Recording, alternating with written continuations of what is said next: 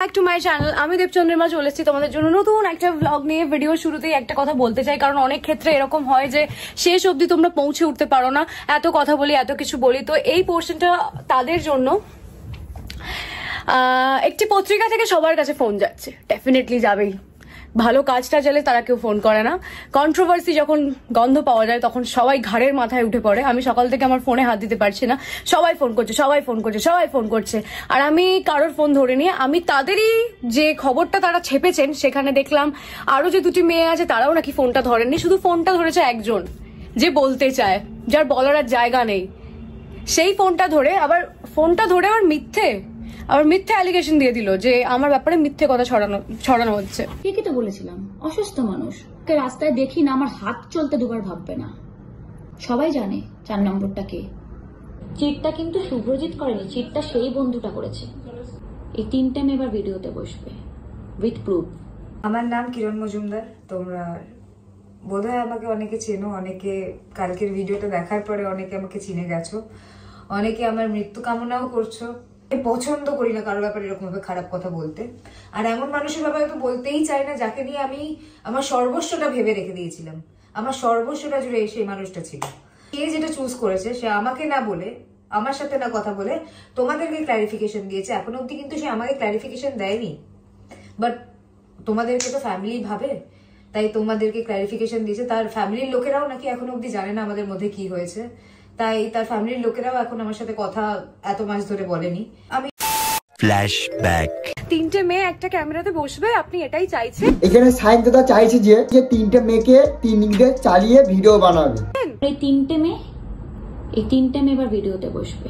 বছর বছর girlfriend change, এই বেকা বলো সবে একটা গেছে, তাতে কি সায়ন্তদার তো আর একটা হবে।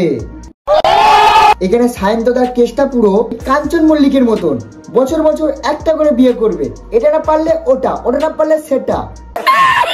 আজকে আমি খুবই খুশি, আজকে সায়ন্তদার পর্দাটা ফাঁস করব, আর কটা থেকে কটা গার্লফ্রেন্ড চেঞ্জ করেছে সেটা তোমাদেরকে বলবো। আমি যদি খারাপ চরিত্রের মেয়ে হই আমার সামনে এসে বলো আমি কি খারাপ করেছি। হ্যাঁ সায়ন্তদা, এবার তুমি বলো এই মেয়েটা তোমার কাছে কি খারাপ করেছে যে তুমি একে ছেড়ে দিয়ে আরেকজনকে ধরেছো, বা আরেকজনকে ছেড়ে দিয়ে অন্য একজনকে ধরেছো, সেটা তো বলো। এই মেয়েটা তোমার কাছে কি খারাপ করেছে? ঠিক বলেছো। আমার কোন চরিত্র দোষটা দেখেছো যার জন্য আমাকে খারাপ? এই সায়ন্তদার যে 3টে গার্লফ্রেন্ড ধরেছে না, আমার জন্য পুরো চুম্মা। তার মধ্যে এটা হচ্ছে 3 নম্বর গার্লফ্রেন্ড। সায়ন্তদার ফার্স্ট গার্লফ্রেন্ড হলো দেবচন্দ্রিমা। 3টে মেয়ে একটা ক্যামেরাতে বসবে, আপনি এটাই চাইছেন? 3টে মেয়ে এবার ভিডিওতে বসবে।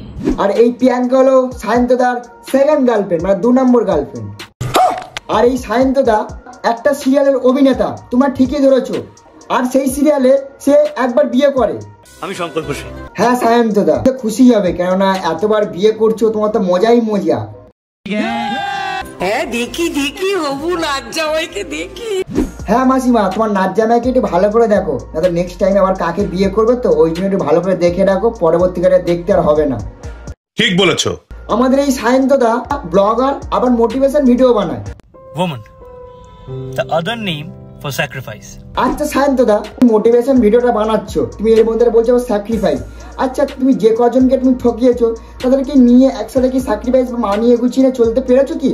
যেই চলতে তাহলে এতজনকে প্রেম করতে না, এতজনকে ঠকাতেও না। ঠিক বলেছো। বিয়ের পর নিজের বাড়ি ছেড়ে একটা অন্যের বাড়িতে এসে। আচ্ছা আমি বুঝলাম ছেলেদের কষ্টটা, আর মেয়েদের কষ্টটা তুমি বুঝতে পারছো না, যে 3টে মেয়েকে তুমি ঠকিয়েছো, তাদের কাজে চলে এসছো। আচ্ছা তোমার লজ্জা শরম বলে কিছু আছে? যদি থাকতো তাহলে আজকে এরকম করতে না তাদের সাথে। অ্যাডজাস্ট করা থেকে শুরু করে সারা লাইফ এইটা প্রমাণ করতে কেটে যায় যে। ও আমি তো ভুলেই গেছিলাম, তুমি তো আমার অভিনেতা, ওই জন্য সবার সাথে অভিনয় করে বেড়াও। আরে রিয়েল লাইফ আর অন্য পার্সোনাল লাইফ বা যে কোনো লাইফ হোক না কেন, সবকিছু একই জায়গায় লাভ। যেটা করছো অভিনয় ঠিক আছে, কিন্তু পার্সোনাল লাইফটাকে এইভাবে মানুষজনকে কষ্ট দিও না আর ঠকিও না। তারাও ছেলেদের সাথে ইকুয়াল। আচ্ছা সব থেকে বড় কথা হচ্ছে সায়ন্তদা আবার চোর, মেয়েদের মন চুরি করে, আবার কার নাকি আবার টাকাও ঝেড়ে নিয়ে পালিয়েছে। দেবচন্দ্রিমার টাকা ঝেড়ে নিয়ে পালিয়েছে। দেবচন্দ্রিমার মুখ থেকে সেটা তোমরা শোনো, যে টাকাটা দেওয়ার ভয় আপনি পালিয়ে গেছেন আর আমার সাথে কোনো রকম যোগাযোগ করেননি। আচ্ছা সায়ন্তদা, আমার লজ্জা শরম বলে কিছু নেই, তুমি দেবচন্দ্রিমার 2.5 লাখ টাকা নিয়ে চলে যাচ্ছ। লজ্জা শরম যদি থাকতো তাহলে আজকের এই মানুষের সাথে এরকম করতে পারতে না। বা এই প্রেমিকাটার সাথে এরকম করতে পারতে না। 2.5 লাখ টাকা ড্রোন মাইক ওর বাড়িতে পাঠাবেন না, আপনাকে আমি বিশ্বাস করি। আচ্ছা বন্ধুগণ, এখানে যদি নর্মাল প্রেমিকা হতো সে বলতো যে আমার বাড়ি থেকে জিনিসপত্রগুলো নিয়ে যাও। আপনার জিনিসপত্রগুলো প্লিজ আপনি আমার বাড়ি থেকে কোনোভাবে নিয়ে যাওয়ার ব্যবস্থা করুন। আচ্ছা সায়ন দাদা, তুমি ওনার বাড়ি থেকে জিনিসপত্রগুলো নিয়ে এসো, উনি পারলে সব অনাথ আশ্রমে দিয়ে দেবেন। আপনি যদি না নিয়ে যান আমি কোনো একটা অনাথ আশ্রমে দিয়ে দেবো। বাচ্চাদের কাছে দান করে দেবে, তোমার কি সেটা ভালো হবে?